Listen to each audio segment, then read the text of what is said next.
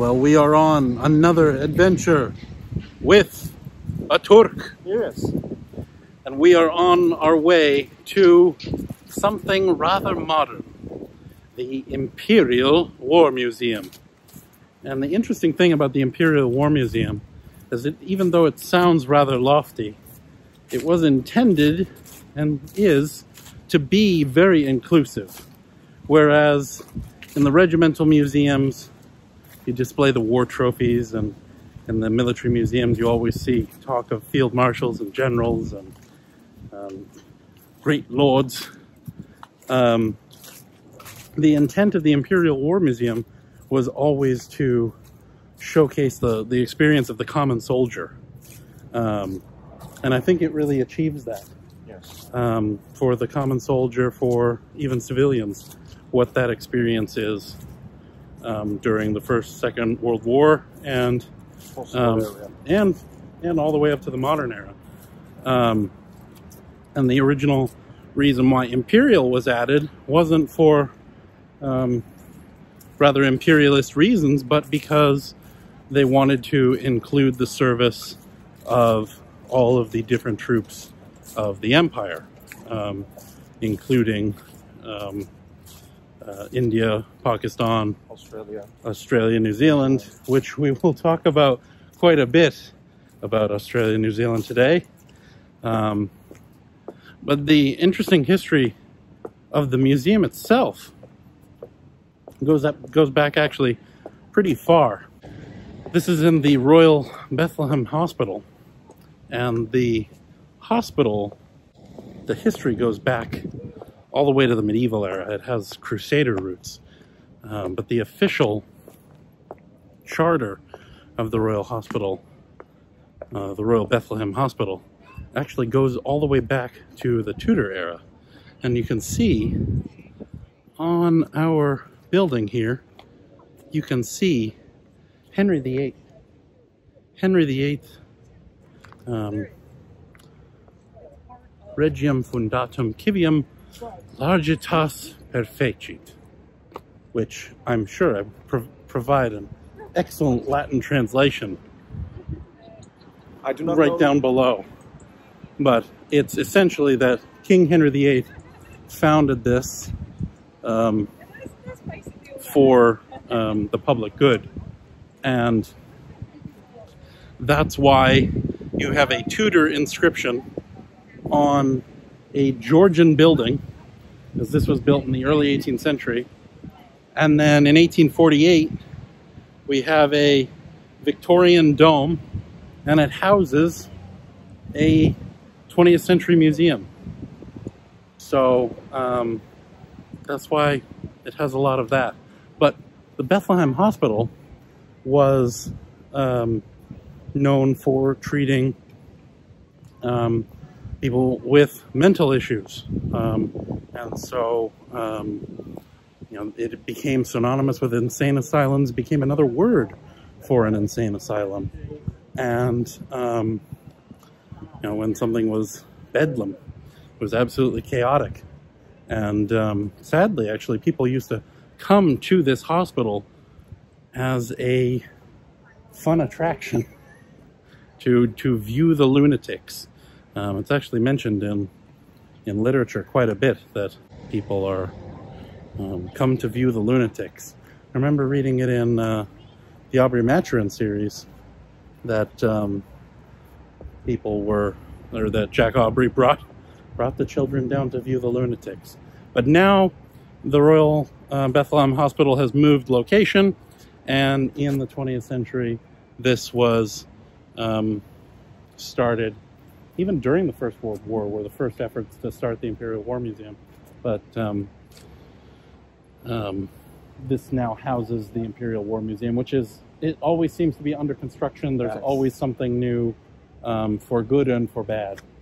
And we're going to talk about that today. There's lots of talk about museums, and we are going to pick out our 5 favorite items. I think we're going to try to keep to 5, and maybe 1 or 2 of our least favorite items. Yes. And because, you know, this is my channel here, we got to talk about cannons And there's two giant cannons right here. These are two 15-inch guns, which were taken off two British battleships. Excuse me. And one is off HMS Ramillies and one is off HMS Resolution. And these actually saw service near Turkey. Yes, in 1920, during the Greek-Turkish War, or the Turkish War of Independence, the British sent a ship, two ships, was it? Oh, Two ships. two ships, around Anatolia. Well, there were a lot of ships, but Yes. both of these ships that were carrying these guns went to Turkey. And it's interesting because we never talk about how the fact that, you know, how difficult it was that the Ottomans and, you know, Turkey was at war for twice as long as the rest of the powers. There's wars before and wars after. Yeah, from 1911 till 1922 to 23, the Turks, at least, shall we say, the Ottomans, never had a break. Never had a break. But these are two massive guns, and they fire a 15-inch shell. Each of those weighs more than 1,900 pounds, and they're quite impressive guns.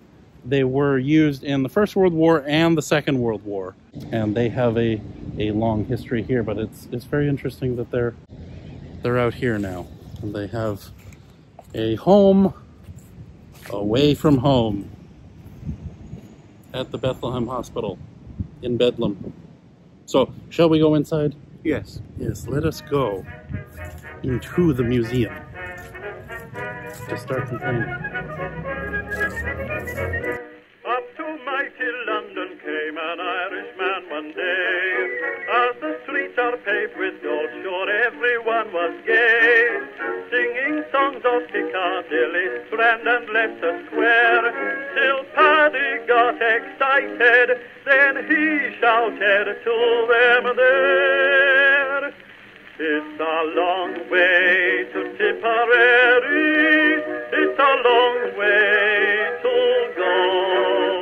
It's a long way to Tipperary, to the sweetest girl I know. Goodbye, Piccadilly, farewell, Leicester Square.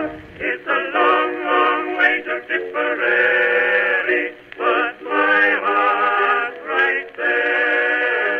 It's a long way to Tipperary. Our mustaches. I don't know. Okay, have we re-curled mustaches? Mine is always like a tusk, so it's looking forward. Okay, we're good. We're good. So, we have just come from the Imperial War Museum. It was pretty cool. I enjoyed it. It was an experience. It was different from the National Army Museum. It's different from most military museums, and the thing that I will say about it is I believe it still captures the original intent, which is showcasing the individual's experience. And then also when someone in the modern British Armed Forces comes, their campaigns are covered. And I think it achieves that. Yes. Now, having said that, I have a lot of bad things to say about it too. But I think we should save that for the end, because we have some really cool things to talk about. Do you want to talk about your first item? Of course, my first item. It was the alliance pins that was used by the Central Powers during the First World War. Obviously, you have the Austro-Hungarian, the German, and the Ottoman ones, and most of the time you see those three. I saw a few with the Bulgarian ones yeah. also do exist, Yeah. but majority of them obviously they were made throughout the war. But the oldest ones only have the big three, and the Bulgarians always are, you know, in the second plan most of the time. But it is cool to see the Bulgarian one, actually. It is really cool. I really like any of those flag combination alliance pins. I mean, you know, that's what I love about the Crimean War, where we have so many different like alliance material culture. And it's very interesting that you know, throughout all the different alliances in Europe, the individuals felt a connection to that. They would wear the pins. They would have the teacups. They even had a certain thing where you put it onto your pockets, and it would have a little chain of medals, flags, and it is a quite a memorabilia. Yeah, yeah. I think this perfectly represents how the war affected the individuals. The Princess Mary box. I really like the Princess Mary boxes because, of course, Princess Mary raised a lot of money to have these little tins, these little brass tins, delivered to every soldier. The soldiers that smoked got tobacco and matches and, you know, this little kit. The nurses got chocolate. Some of them from Fortnum and Mason, like they actually had the little branded things in there. There were a lot of different ones, but I just think that that's really the personal connection there. It is quite a nice piece of little history, I think. I always find them very, shall we say, cute, actually. Yeah. For a terrible war, early period. I think it shows the true human element of the First World War. Now, was there a box? Was there a small burlap sack from Enver Pasha that every Turkish soldier got? Well, actually, not for every Turkish soldier, shall we say, but certain officers did receive a certain dagger as a present. Oh, okay. So Okay. that did exist. Similar. But only for officers. But yeah, I really like the Princess Mary box. It's really fun. And you can still collect them today. Oh, I think yes. that's a really nice thing if you want to start militaria collecting. It is. This is an item that somebody needs to have in their collection. Yeah. Which personally I don't. So You got to get on it.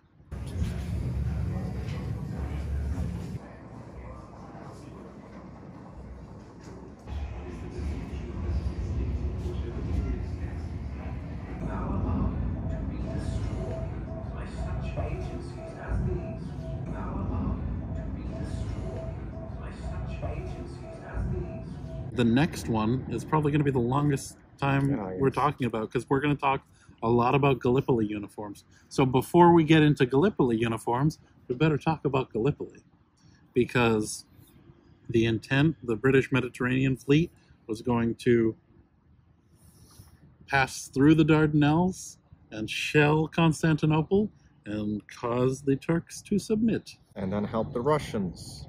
And when the Turks did not oblige the British fleet to pass through and mind and the shore batteries, and it was difficult for the ships to pass through, then the British insisted on having a landward campaign. It wasn't crazy. I think it had merit to it, and there were a lot of very intelligent people that did think it had merit. Kitchener wanted to have that landward campaign and take the pressure off of other fronts. Yes. But what's your perspective on it?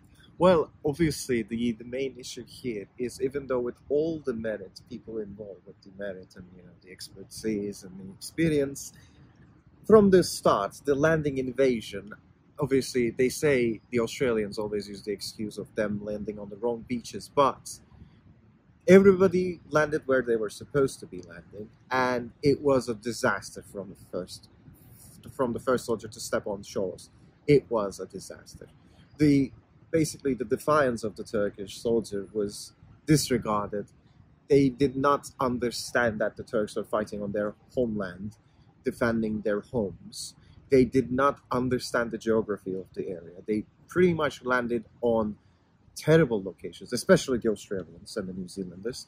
And it's difficult terrain to walk even today. It is. I mean, I'm personally someone who actually does go to the area and walks in kits. I can assure you, going down the hills is quite easy. Going up the hills is not. So, long story short, it was a disaster from the first day. And, you do say they were defending their homes. It is interesting how, for the Allies, it is a distant campaign, but Gallipoli is very close to Constantinople. Yes, a lot of people also forget the fact that the Ottoman capital is, by walking, it's only 2 or 3 days away Mm. from the front lines of Gallipoli, and the second empire's, third capital, Adrianople, is also very close, only 2 days away. So you have a major supply line, both from the Straits, which was stopped after the Allied submarine efforts, but you have a massive supplies coming through by land to the peninsula, which aided the Ottomans greatly. And when you compare the situation of the Ottoman soldiers compared to the Entente, it's quite interesting when you see the Ottomans. Oh yeah, the Ottomans, they have nothing. It was terrible. But since they're very close to the capital, massive supplies, fresh vegetables, fruit, meat, everything. But compared to the Australian, the New Zealand, the British, on the French side, you have, bully beef, hardtack. Because they are far from home. Yes. Yeah. And they have to bring everything, by ship. Everything has to be offloaded onto the beaches. Water. Yeah, even water. Yeah. Yeah, you don't even think about that. The fresh water has to be brought onto the beach. Tasting like gasoline, and because they were carried in gasoline tins. So anyway, Gallipoli, huge display in the Imperial War Museum, and there are a lot of really interesting uniforms that I didn't expect. There's an Indian uniform here. There's an Anzac uniform. There are some curious-looking Turkish uniforms. Yes. So let's talk about them. Let's start with the Anzac uniform. Well, it's the typical Australian uniform you see everywhere, well known. But the main interesting bit about it was the leather 1908 equipment that was being displayed in the display, which is kind of funny because that equipment never actually made it outside of Australia. It was a training equipment that was given to the recruits to train with, because they did not have, during the outbreak of the war, they did not have enough 1908 Mills equipment. So it's a stopgap until they got the proper stuff. And in every single photo you see, you don't tend to see them. There might be 1 or 2 examples which might pop up eventually somewhere, but majority you don't see them being prominent. And it's always interesting to see with the different imperial uniforms what remains of their unique kit and what just ends up being British standard issue. Yes. Now, speaking of the other parts of the empire, what is this Indian uniform? Well, it is typical, the Indian uniforms being the Indian turban and the specific Indian pattern uniform, where it's not a full down collar shirt, shall we say. It's not a service uniform. It's more like a shirt. That's kind of traditional thing in India. And obviously the equipment being used is the leather 1903 equipment, which is interesting, which was supposed to be the replacement of the Slade Wallace equipment, but was later converted into the cavalry equipment. But this time it's just being used as an infantry kit, which wasn't supposed to be done. So it's an interesting display. One thing that I really liked about the small details of the Indian uniform is that the stamping up on the outside of the uniform. Generally, you see stamping on the inside, obviously, to see where it was made, but in this case it was outside, so I found it very interesting. Oh yeah, I love that when that happens. And it's always interesting to hear the different troops that were at Gallipoli. I'm sure there were troops from all over the Ottoman Empire that fought at Gallipoli, and there are troops from all over the British Empire that fought there as well, including Indians, including French and British as well. Yeah. British territorials. Interesting about the Anzac uniform, and the fact that there's only one Anzac uniform. We don't have a New Zealanders uniform in there, so that's a bit disappointing when the portrayal is concerned.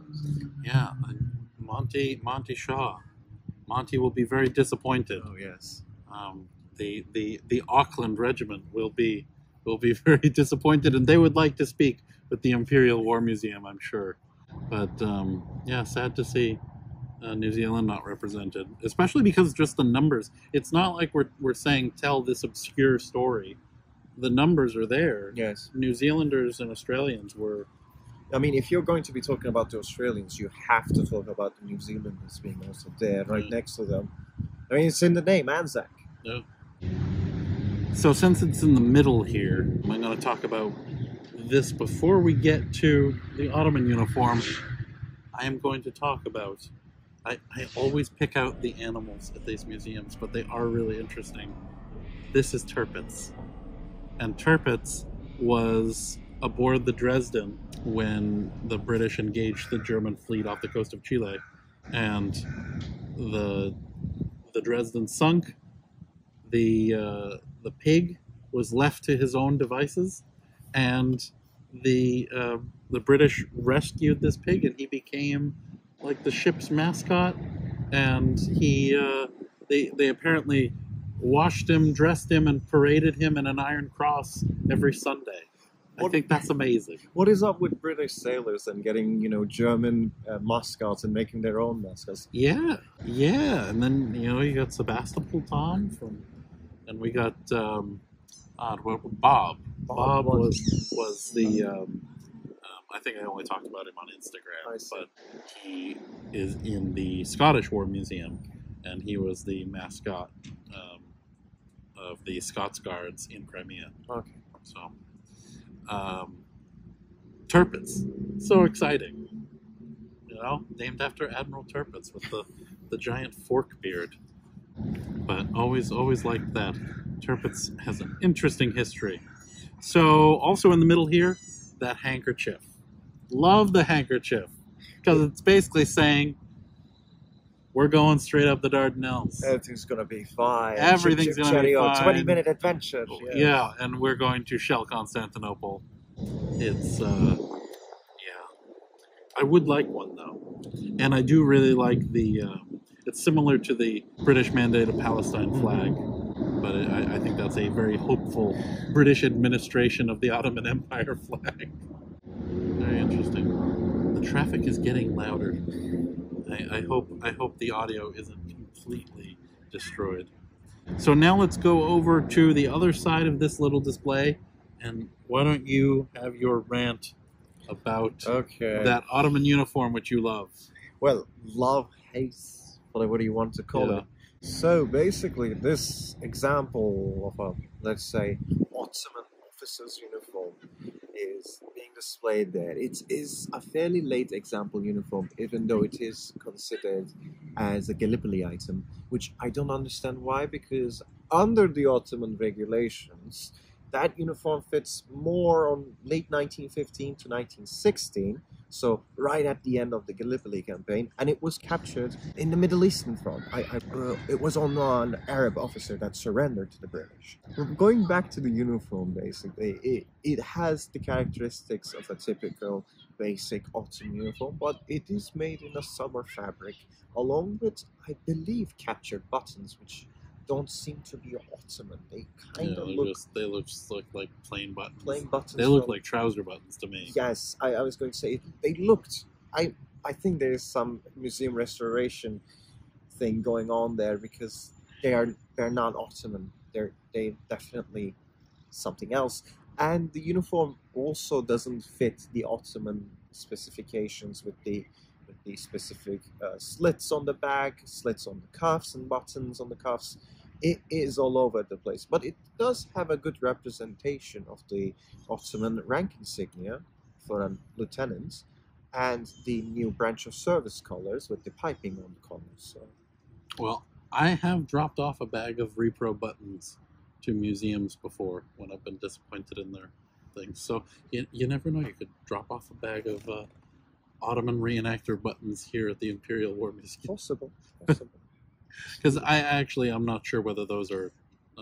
No. Those are definitely a not. Period repair. Let alone Ottoman. No. A period. It might have been an period repair.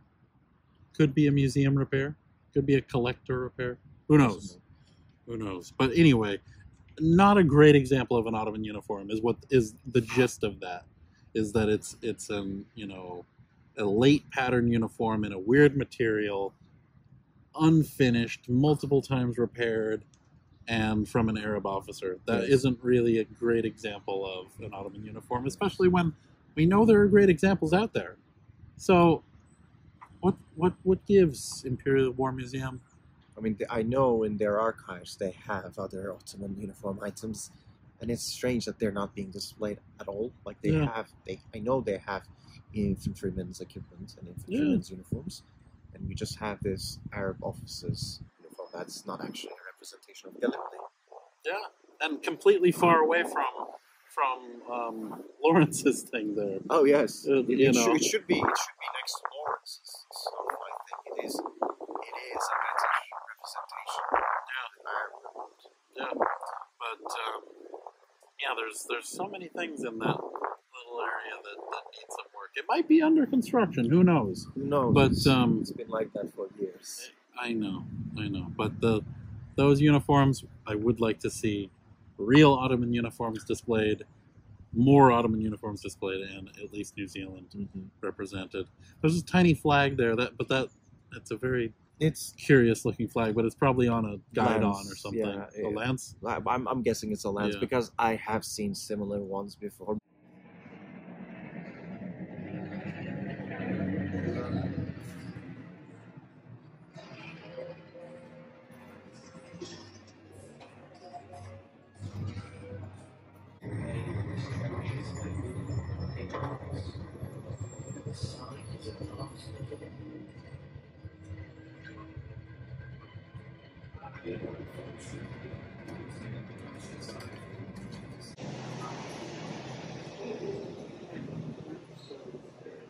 Stolid health and stolid nerves and barbaric disposition. I have two more before we go into the rest of the museum. One of them is when the United States joined the First World War, George V had a personal letter, and every American soldier got a copy of this letter when they arrived in England before they went to the Western Front. Soldiers of the United States, the people of the British Isles welcome you on your way to take your stand beside the armies of many nations now fighting in the Old World the great battle for human freedom. The Allies will gain new heart and spirit in your company. I wish that I could shake the hand of each one of you and bid you Godspeed on your mission. George Rex Imperator, April 1918. But I think that's just another interesting personal touch. I like these personal touches from the royals, especially during the First World War.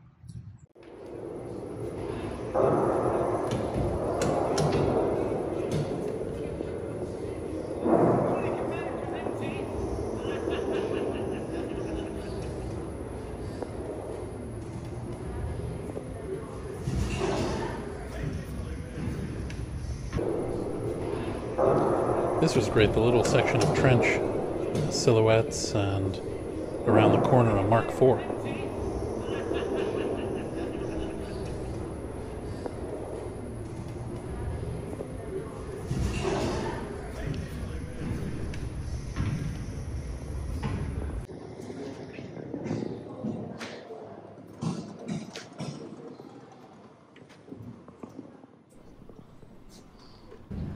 And a Royal Flying Corps uniform.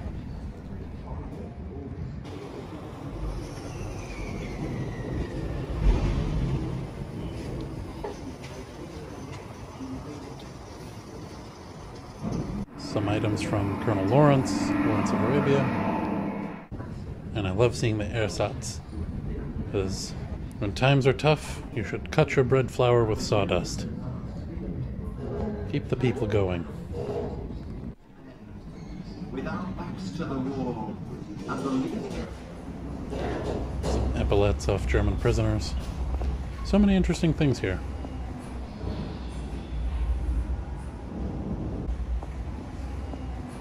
The only other one that I had on my list was the car bomb.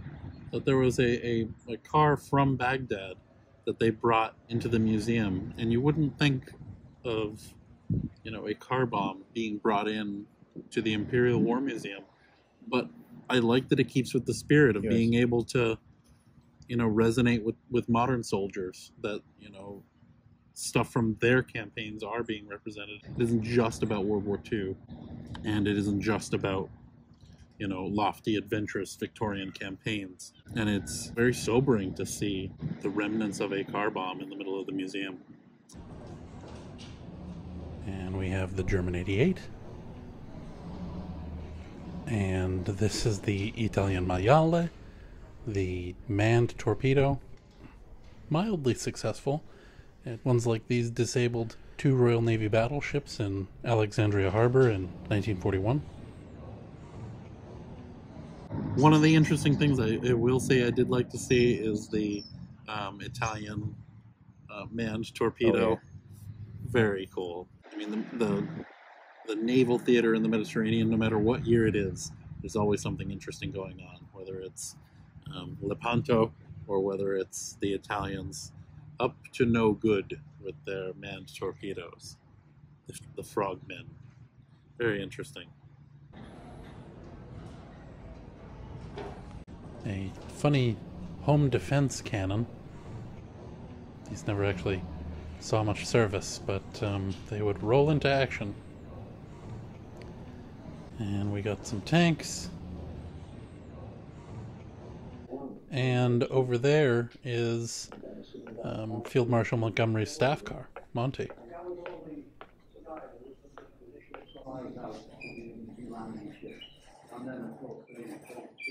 Now, I love seeing these suits. There were some in the National Army Museum as well, and they were for soldiers coming home and integrating into civilian life.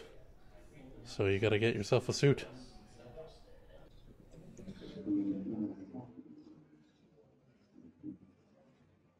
So there's 3 other sections. There's 4 other sections, actually. There's World War II. There's a modern section that covers like the Falklands, a lot of the different UN operations, Northern Ireland. There's a Holocaust floor.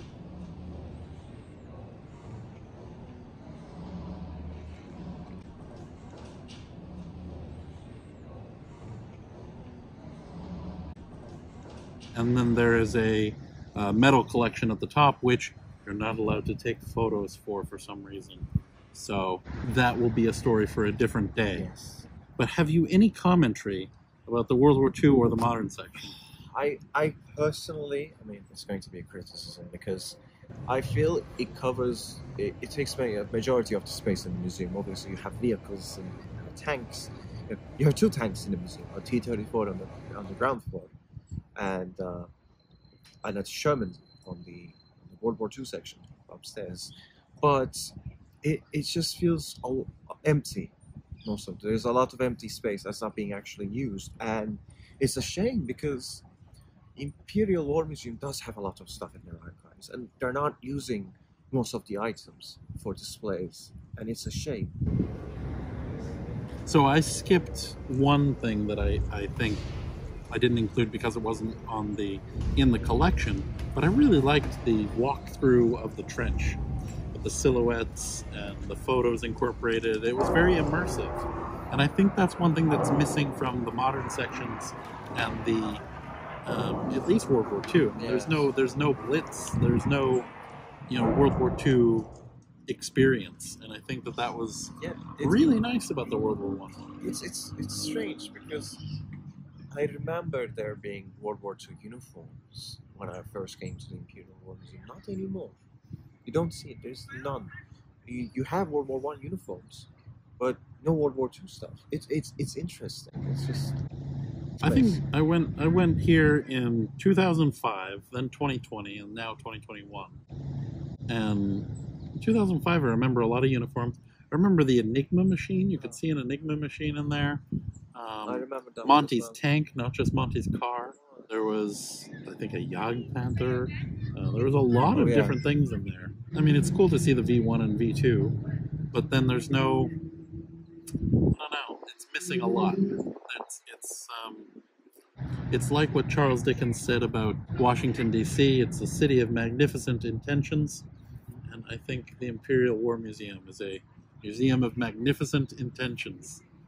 And it is understandable. I mean, not only are they trying to figure out what the Imperial War Museum is here in London, they're also moving a lot of these things like the Jagdpanther to Duxford, and there's the new Imperial War Museum North. The Churchill War Rooms and HMS Belfast are also under the Imperial War Museum. So I'm sure things are moving everywhere, and it's all over the place right now. Any other commentary about the Imperial War Museum? Did you like anything in the gift shop?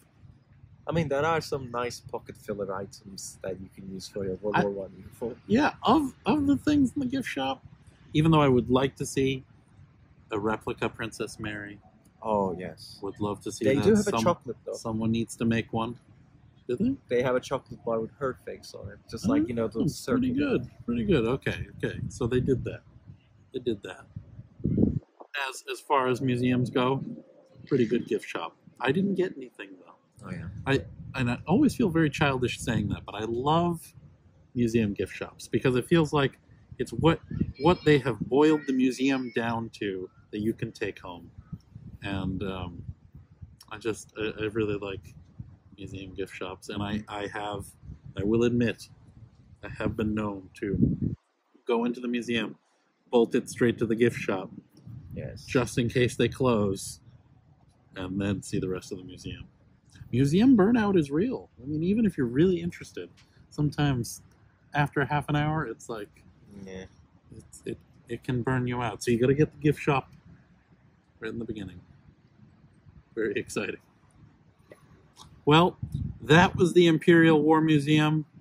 Thank you to Jem thank you for having me. For traipsing around the Imperial War Museum. I liked having his interesting perspective on the First World War. It's great to go through a different museum with a different lens. If you come through a museum with me, I'm going to be looking for Victorian things. I'm going to be looking for Ottoman things. I'm going to be looking for very specific things that other people won't necessarily notice. And it's great to go through with somebody else who notices completely different things. Because the stuff you pointed out, I would not have noticed. I would not have walked by.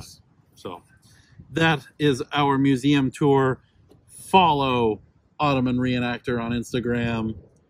Follow his channel down here, whatever it's going to be named. I named it Ottoman Reenactor again. It just makes it's Ottoman Reenactor now. Okay, so across the board, we got Ottoman Reenactor. This has been another episode of the Ministry for History. I am Daryl, known in genteel circles as the Lord Rivers. Follow me on Instagram, YouTube, all of the things, and carry on. I hope that recorded well. I hope it was recording. Yeah. It was recording.